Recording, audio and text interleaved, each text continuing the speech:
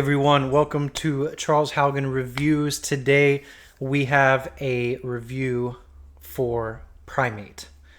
Primate is an interesting film for me personally because I went into it with zero bottom of the barrel expectations. I did not think it was going to be good, and it shocked me big time. So let's jump right into it. As far as the synopsis for Primate, you follow this girl who is going to Hawaii to go stay with her parents and her little sister.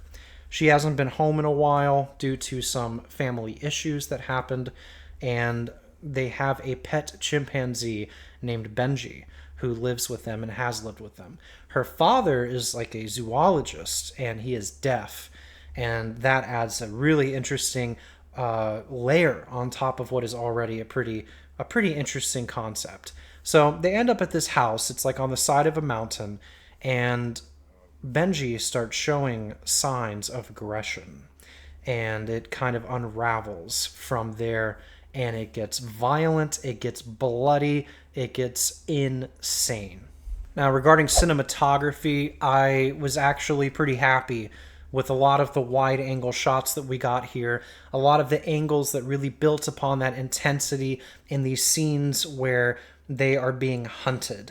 I think that some of the close-ups on Ben were really cool, and we will get more into Ben once we get to the VFX section. But overall, a lot of the angles, a lot of the settings that they put this chimpanzee into, a lot of his like reveals, I guess you could say, are really well done. The film is sleek. It's very clean looking. It's not too filtered. You see that a lot with horror movies, especially creature features, that they usually have that almost sepia kind of strange filter to them, but this one was very clean, very crisp, and the setting in Hawaii also adds to that almost tropical feeling that you get throughout this film, and it really added another layer to it, and really a layer of isolation, and I felt that was a nice touch. VFX, this is probably the biggest one here that I really want to talk about, because Ben, I believe, I may be wrong, but he looked to me like he was completely practical. Of course, when he's leaping and you know, when the crazy stuff is happening, maybe it's CGI'd, I'm not sure. Overall, like just in his interactions with the actors and things like that, it really looked practical to me. So either this was like some of the best CGI I've ever seen, or they did go practical. Either way, it really earned my respect there. I thought that Ben was a really terrifying character. We always hear, you know, these memes and stuff like Joe Rogan stuff about chimpanzees and how they'll rip your face off and all that. You don't think chimps will steal babies and eat them. You haven't been paying attention to the literature. Crazy 800-pound silverback bursting through the trees. And this movie really didn't hold back as much as it could have when it comes to how vicious a chimpanzee can be. And Ben as a character was sad, he was endearing, he was lovable in the beginning, and he becomes so frightening. And just the look of him, the realism that we have due to the fact that I suspect it's all practical, was great. The gore was, I mean, I know the year just started, but this is technically a 2025 film. I would say this is the best gore that I saw out of any films I saw in 2025. It is really brutal, and a lot of it looks practical.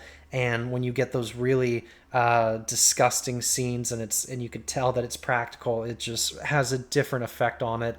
I thought it was handled really well. It wasn't too over the top. It wasn't like Terrifier level of grotesque, but it was enough to kind of make you like, oh my god, what am I watching, and kind of cringe a little bit at how gross it is. Overall, I mean, the VFX I think are the big highlight of this film. Big fan of Congo, and this just honestly just knocks it out of the park when it comes to a creature feature. And I actually kind of prefer a practical chimpanzee over the motion capture CGI ones that we got in the recent Planet of the Apes movies. When it's done this way, I need to give that caveat, because if you're talking about like Congo, I think that that's definitely way below what Primate does, but the quality that Primate does with Ben is just top tier. So definitely, if you are a VFX person, if you like watching movies where you're asking yourself, how did they do this? How could they possibly accomplish something like this? And you just get fascinated by that level of artistry in the VFX and makeup department, this is going to be a fun time for you. As far as the sound is really well done.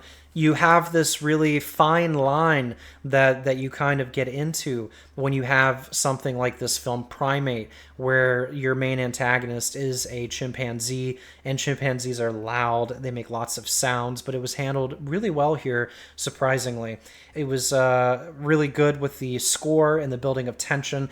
I wouldn't say that the music itself and the score is good, but I would say that the mood and the atmosphere that they set with the score is what was really good. And the sound effect design, where you have these loud sounds and these jump scares and things like that, and the breathing from Ben was all done really, really well. And yeah, I would have liked a more, I guess, like a better musical score, because that can really help a lot. And there were certain parts of this film where the score kind of reminded me a little bit of Carpenter. It was just a very simplistic notes in the score, but I don't think that it really fit with this film. I think they needed something more eerie, something more like what you would see in a Johan Johansson score, R.I.P. to the GOAT. But overall, the sound design was good, but primarily when it came to the scares and the creature and the setting the tone and the atmosphere of the film. And another thing I wanted to add about the sound as well, before we close out on this topic, is that there is a specific sequence, I won't go into any spoilers, where the father, who's deaf, is on screen, and we basically, the entire sound of the film shifts to what he hears. And I don't think I've really seen that done in a lot of horror films, where they have a deaf person and you get to see it from their perspective. And, you know, you can have this carnage going on in the next room and they have no idea. That was a really clever way to rack it up, the tension. But I'm going to go more into that in the writing section. As for performances, it's difficult to get super critical about performances in a creature feature, so I don't want to like tear it apart. There are definitely characters here, I guess, that you can root for. Some of them you don't really care anything about, and some of them are a bit annoying. But overall, I think the performances all around were believable. They were good. It didn't take me out of it. I didn't think that anybody was a bad actor. I will say that the actor who played the father, the deaf father, I think that was really, really well done. And I don't think I've seen him in a film before, and I would love to see him in more films as well. I kind of love this whole renaissance that we're having with these deaf actors and actresses that are coming into film, like we saw with The Quiet Place. And this is just another one on the list, and it was really an interesting thing to see. And I thought overall, like, everybody did a pretty good job here. No major complaints on the performance side. I think that the performance by the actor who played Ben in certain parts, which I looked it up, and apparently it was done with a practical animatronic and with an actor in a suit. I think that guy who did that did a really fantastic job. I think that he was a great performance actor as Ben the chimpanzee.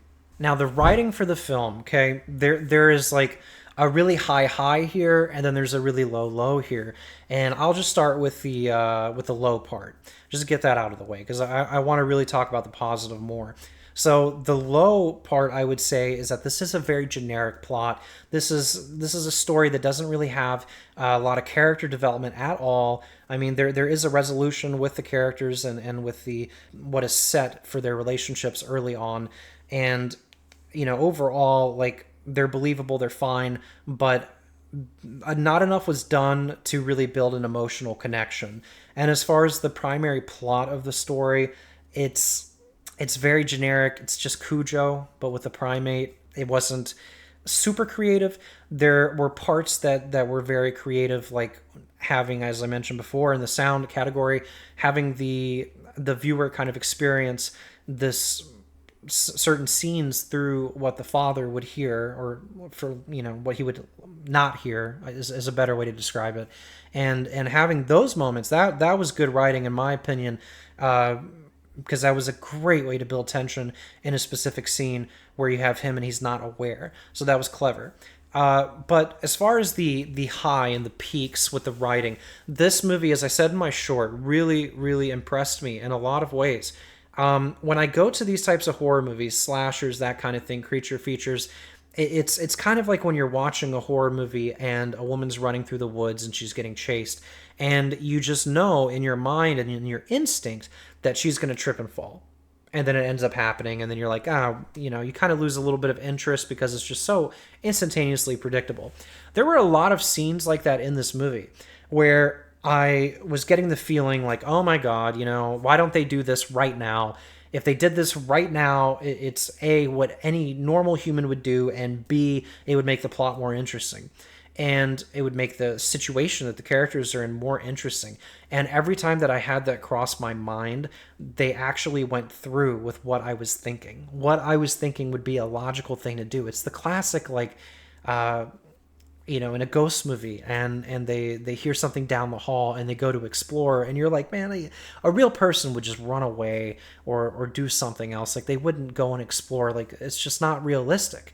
And this movie did a really good job of that. It was almost self-aware. Like, it knew it was creating situations that could end up very predictable for the intention of subverting your expectations. So huge kudos to the writing on that angle. It was definitely the highlight of the film for me, and I was thoroughly impressed. It was unlike most creature feature slashers that I've seen in that regard, and I couldn't be happier with it. And guys, for my overall rating for this film, I'm leaning probably a 7.5 out of 10 here, maybe a 7. I think it does suffer big time from the very generic plot and predictable ending, but I have to give my hat off to A, the practical effects throughout the film, B, the fact that the film is almost self-aware of what you would expect to happen in a horror movie, and then it just tricks you and says psych. That was a pleasant surprise. And I think that's really the best way I can describe this film, is a pleasant surprise. It's a creature feature horror slasher kind of film that's coming out in January of all months, and that's when we expect the worst movies to come out.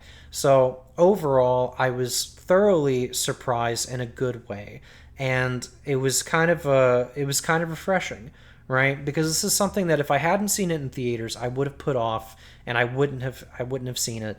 I would have just kind of waited until it came out on streaming or physical media, and if I heard enough good things, I would watch it. So it was a Unseen Screams AMC event, and I saw it, I think, last week. Didn't know what it was going in, but I had heard it was probably Primate, and I'm glad that I went, honestly. I need to give more films like this chances, and I need to be more open-minded when it comes to it, because I have this just expectation that these films are going to be very predictable and boring and just stupid. But this was a much smarter film when it came to that. And I can't give it enough praise for doing what it did right. Sure, it wasn't perfect. It's not the greatest film ever. It's not going to be an all-time classic. But man, was it a fun, bloody time.